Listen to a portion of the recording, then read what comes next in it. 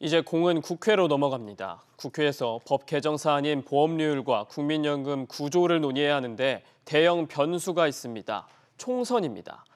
선거철 민심을 얻는 와중에 연금보험료율을 더 높이는 결정을 내리긴 쉽지 않은 만큼 적어도 총선까지는 연금개혁 논의가 사실상 멈춰설 것으로 보입니다. 취재기자와 계속해서 짚어보겠습니다. 이광호 기자 나와 있습니다. 자, 이 기자, 사실상 백지 상태로 국회로 넘어가는 건데 국회 논의는 어떻게 이루어집니까? 네, 보건복지부를 담당하는 국회 내 보건복지위원회가 논의를 담당하게 될 것으로 보입니다. 또 지금 복지위 내부에는 자체적으로 연금 개혁안을 논의하던 연금개혁특위가 활동하고 있죠. 그런데 특위가 있다고 해서 여기서 단독으로 정부안을 논의하지는 않을 것으로 보이고 복지위 전체 차원에서 논의가 이루어지게 된다는 게 국회 관계자들의 설명입니다.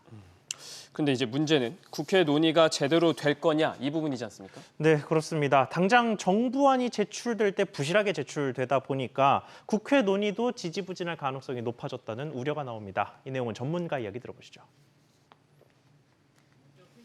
지난 정부에서 4차 재정 계산 이후에 4가지 안을 제시를 하고 선택지를 국민들한테 떠맡겼던 그런 경험이 있기 때문에 좀 더 구체적인 정부의 안을 좀 마련해 줄 것으로 이제 기대를 했었는데 이제 그렇지 못한 부분들에 있어서 큰 아쉬움이 있는 걸로.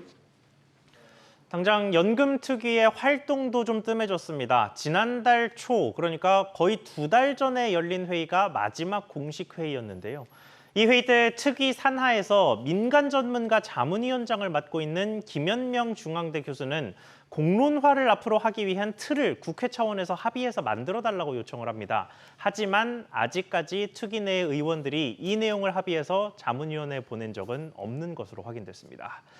지금 국회 연금특위는 원래 이달 말까지였던 임기를 내년 5월까지 연장하는 것으로 여야가 합의한 상태인데 이게 확실히 결정된 이후에 논의가 일부 시작될 것으로 보입니다. 정부도 국회도 공론화라는 이름으로 계속해서 미루고 있습니다. 모두가 동의하는 사회적 합의라는 게 가능할까요?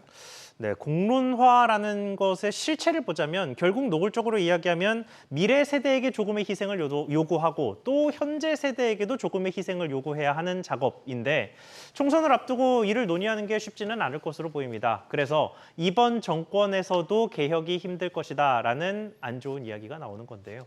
내년 4월에 총선이 끝난 이후에야 연금 개혁의 동력이 살아있는지 확인할 수 있을 것으로 보입니다. 개혁이 계속해서 멀어지는 모양새입니다. 이 기자 잘 들었습니다.